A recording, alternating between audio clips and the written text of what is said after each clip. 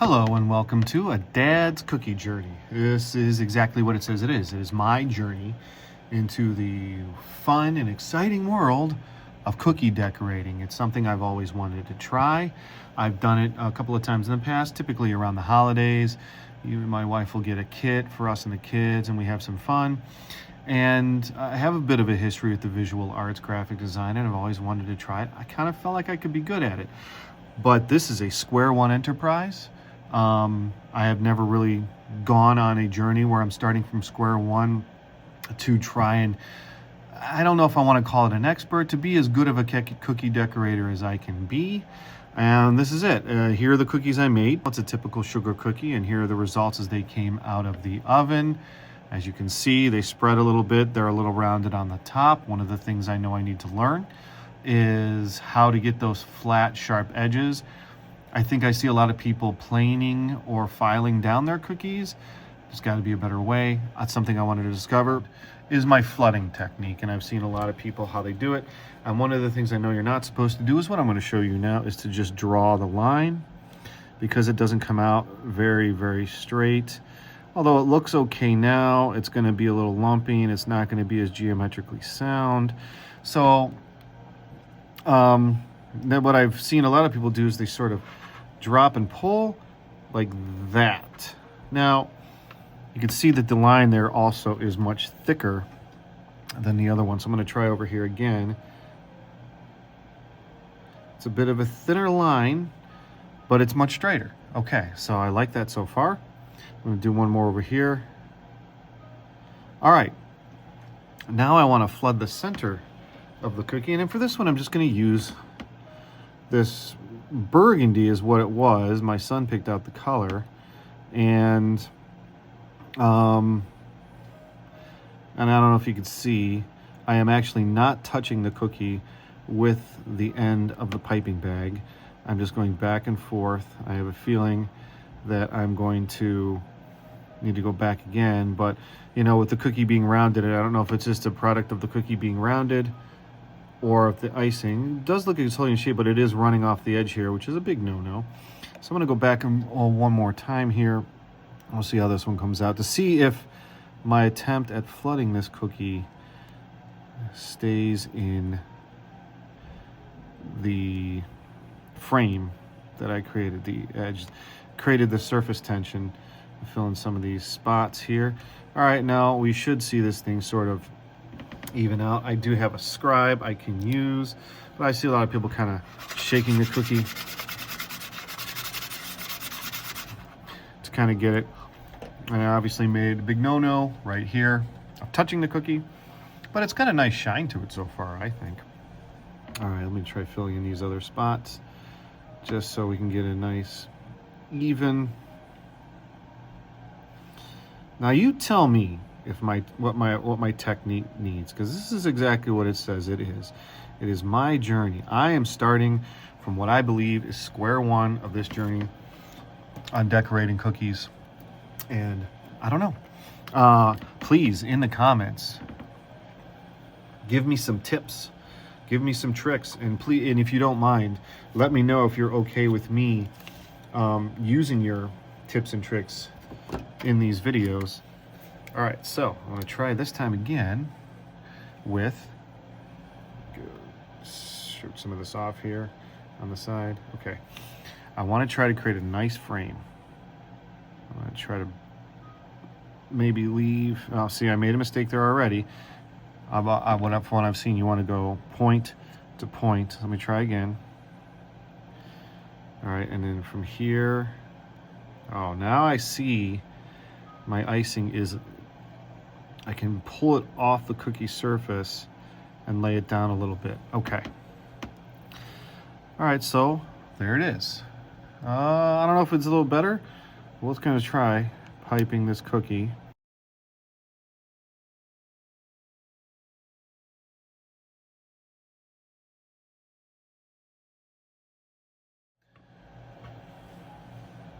Not bad. All right. So I think my technique obviously needs a lot of work, but all right. So here is perhaps the most recognizable of all St. Patrick's Day iconography, the 4-leaf clover, which I'm going to attempt to flood perfectly. All right, so let's just see. And I kind of, through doing this just a couple of times now, I think that I like the idea of flooding the inside first, so I'm going to try it.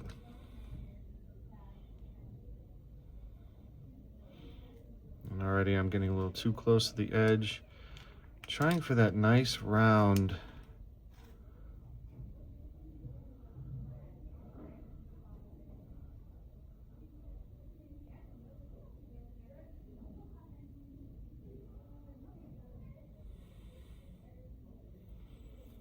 Okay.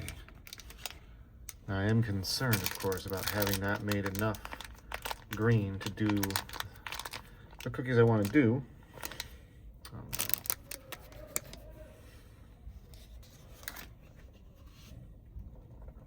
no.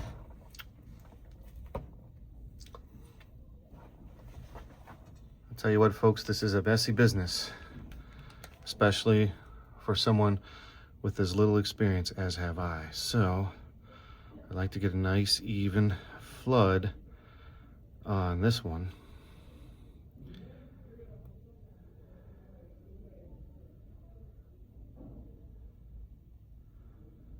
We'll see how we do here. It looks like it might be all right.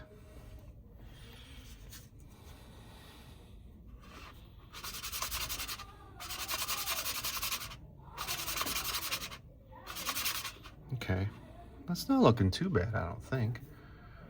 All right, I want to try to do the outer edge. But perhaps this might be a time to set this one aside for the moment. We're going to go with the green beer itself first. And I just want to make a line here. It's obviously some very dark green beer. Maybe a little lower. Yeah, I really wasn't intending for my green to be this dark. It's just kind of the way it worked out. Okay. Now, that's not going to be there. I'll put that right here. It should be okay. And now I think the one that's going to take up most of the rest of the green, if not all, the hat. Let's try to get him in here.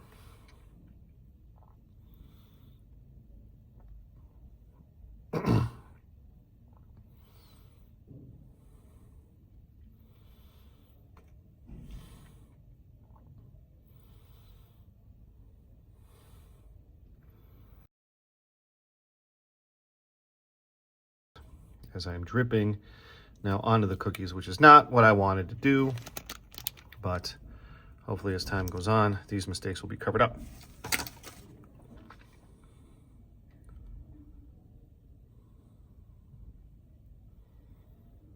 See if we can define these edges a little bit better. Or perhaps I should say the curves a little bit better. Not going well.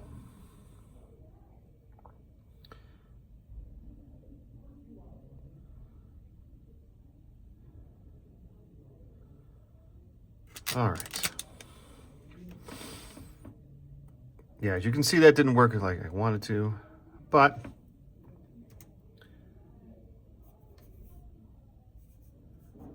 I want to maybe try some wet on wet here. Okay, not good there. So let's move him aside, and you can see my flooding on my rainbow is gone over, but let's see if we can't at least salvage the beer mug here.